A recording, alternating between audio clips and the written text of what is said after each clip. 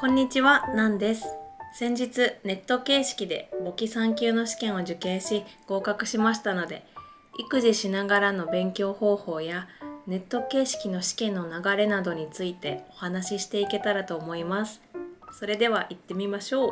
今育休中なんですけれども、育休から復帰するにあたって何か資格を取りたいなと思っていて、簿記3級は家計管理にも考え方が活かせそうだと思って受験することにしました。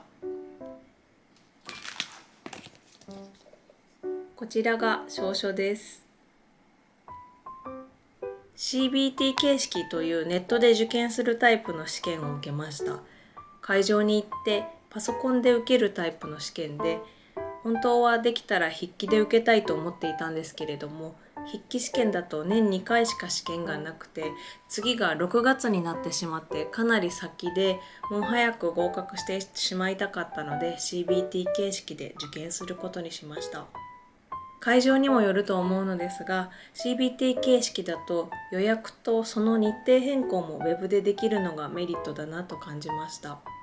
子供が急に熱出すとかそういうこともありえるので、そこは大きなメリットかなと思います。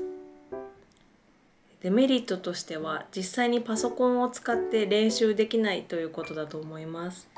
私は YouTube に上がっている CBT 形式の試験の対策動画というのを何度か見てシミュレーションして試験に臨みました。簿記3級の合格に必要な学習時間の目安が50時間からだいたい100時間ということだったのですが、私は本格的に勉強し始めてからだいたい1ヶ月ほどで合格することができました。1歳の息子がいるので、お昼寝の間と夜8時に息子が寝るので、その後8時以降に主に勉強していました。休日はゆっくり勉強できるはずなんですけれども、私がお家で勉強しているとパパのところじゃなくて私のところに息子が来てくれるので、どうしても勉強することが難しくて、カフェに行って2時間ほど勉強するという日も何日かありました。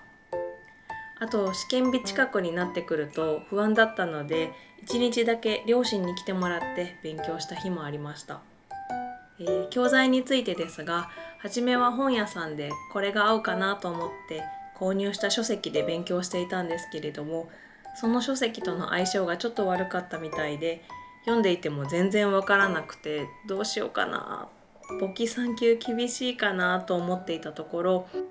YouTube で福島正幸さんという方の動画を見つけて、すごく分かりやすくてこれはいけそうだと思って、そこから計画を立て直してだいたい50時間で合格したという形です。使っていたノートはこのノートでコンビニで売っているものなんですけれども、ファミマかな、300円ぐらいなんですけれども、これに動画を見ながらわからないところをまとめたり、過去問を解いてて苦手だなと思ったところはまたまとめ直したりして勉強を続けていました。福島さんの動画で苦手なところを何度も見て、